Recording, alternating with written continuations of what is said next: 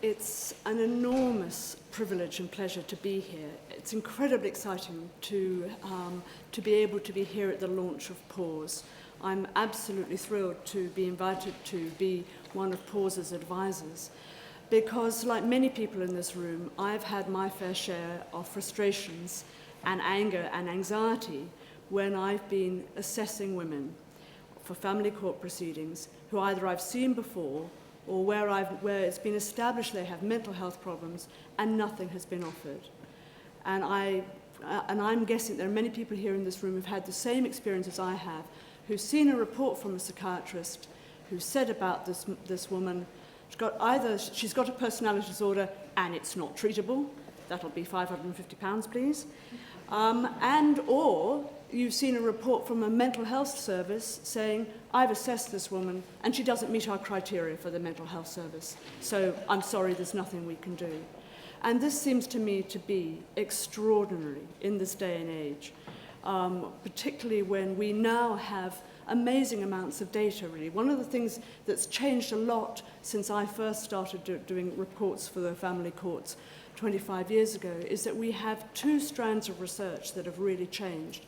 One is we've got a lot of research now about attachment theory and about how attachments affect people's capacity to care, but also how attachments affect your development of your mind, and particularly the mind that you have in relation to other people, making relationships, in close relationships. But the other thing we have is we now have much more research about treatments for personality disorder. But somehow it's one of our jobs, I think, as psychiatrists who are involved in this work, to get across that material, to get across that information. And that's really what I want to talk about.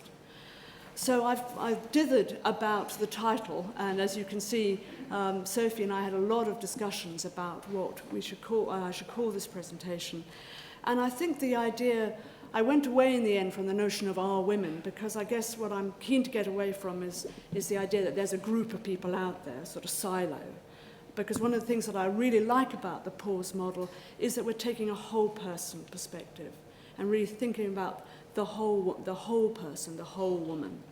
But I think that probably nobody in this room is going to disagree with me when we talk about women who are on the edge of things, the people who are caught up in really often very frightening and disturbing situations, who have lost their capacity to think.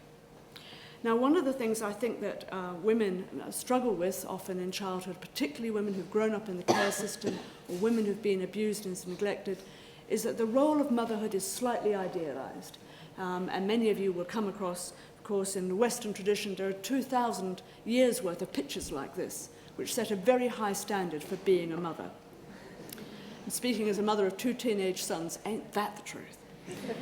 So this is the bad news. And again, I don't make any apology for rehearsing the bad news. I know that you know this, but I think it's worth remembering. 46,000 children taken into care in England and Wales in 2013 because of abuse and neglect. So for me, as a forensic psychiatrist who've worked with offenders most of my working life, that's 46,000 people who were struggling to care for their children. And not just struggling to care for them, sometimes were actively harmful to them or actively hurtful. Maybe they didn't mean to, maybe they're really sorry now. But in that moment, were perhaps really causing real harm and distress to small children. And we know from the literature, and if you haven't come across it, I recommend the Harvard Center for the Developing Child, which has some fascinating materials on its website, which will tell you about how early experiences of fear and neglect, what they do to the developing frontal cortex of our brains. So when we have this number of children taken into care, that's 46,000 people that need help. And as Sophie said, we know that at very least 50% of them will have significant mental health problems. And the question is what can mental health services do to address that? We know that probably some 8,000 people at least, are going to have had children removed before. But that's an underestimate. They need to learn a better way. They need to learn a better way of relating to themselves as parents, but also to their children. Because parenting is a tough assignment. You need to have good emotional regulation skills. You need to be able to think about the reality of other people's minds, to experience your baby as having a mind and development quite separate from your own. And many of you will know that there are mothers who struggle with brand new babies because they're so vulnerable.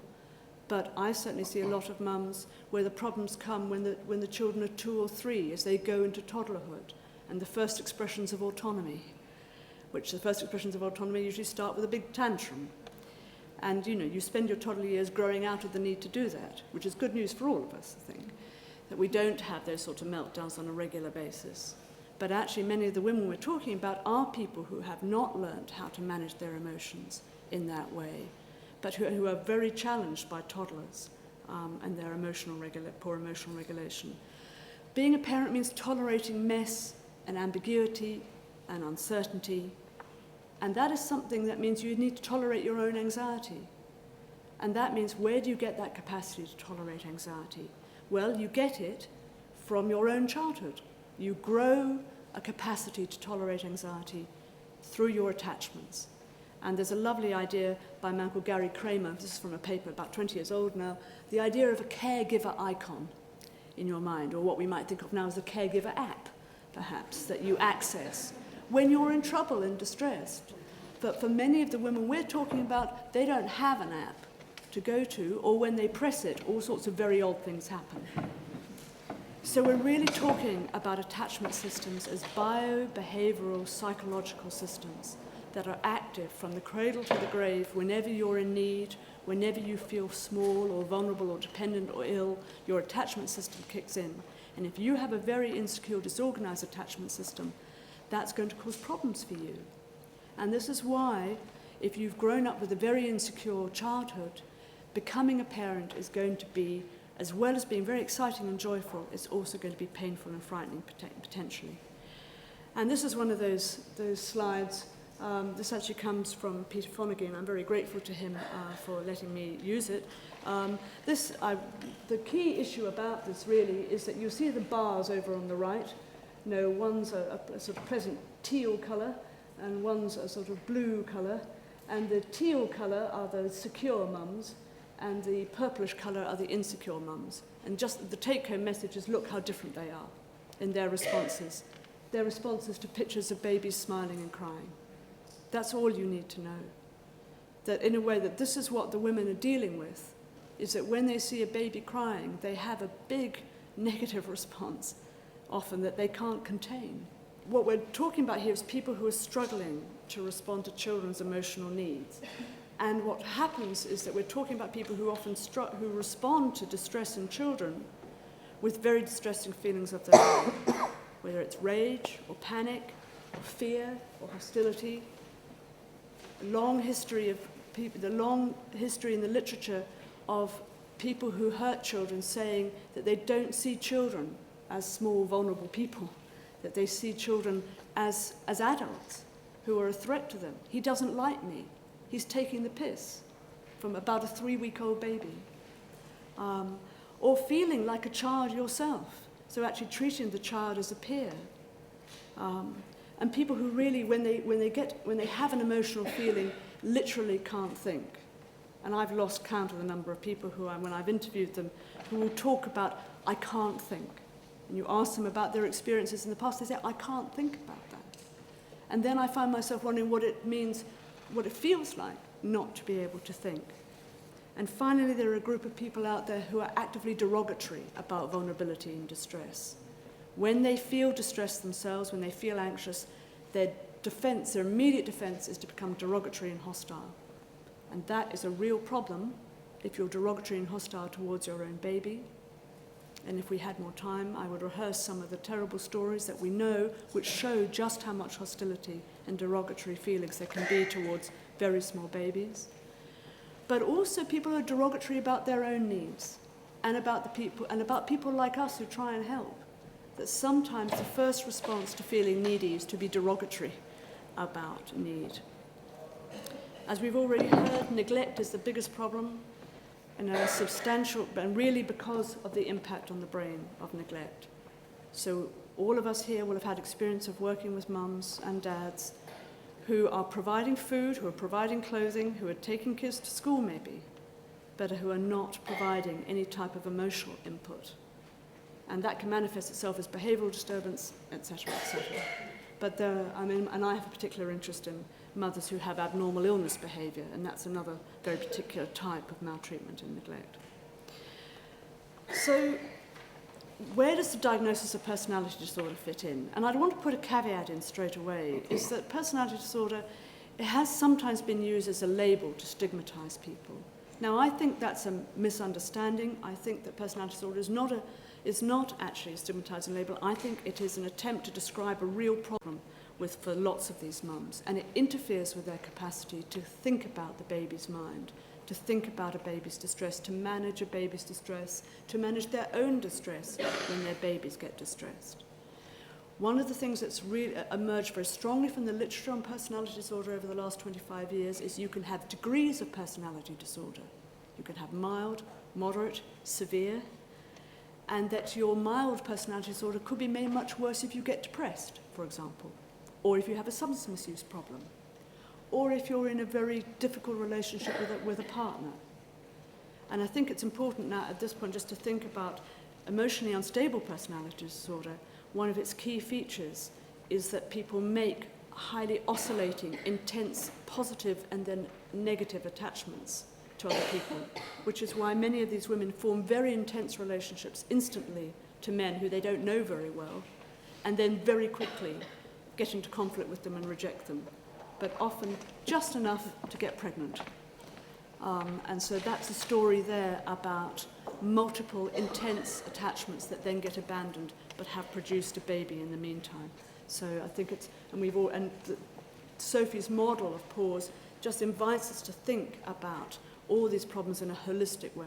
And that's the other problem, of course, about using a label like personality disorder or talking about diagnoses, because it invites a type of fragmentation into where does mental health fit in, and we need a much more coordinated and integrated approach to mental health. We need to try and change the ways that we're working. So this is the way that I think about personality disorder. I think that this model is supported by the research literature in how people develop a personality disorder. And it's in a way, one of the ways I like to see personality disorder is it's a bit like diabetes. In the same way that diabetes is a disorder of the capacity to regulate your glucose level, in the same way, personality disorder is a disorder of those capacities that help you regulate your mind in social relationships. So it's how you regulate arousal, how you regulate feelings. And if you can't regulate your feelings well, you'll use substances to self-medicate yourself. It's about being able to develop a capacity to think about yourself. And Sophie showed in a model a bit of the model which includes the capacity for self-reflection, and that is crucial to being able to mentalize the mind of a baby. And people with personality disorders, instead of having an integrated sense of self, I'm willing to bet that you still feel like the same self you were when you first sat down here this morning.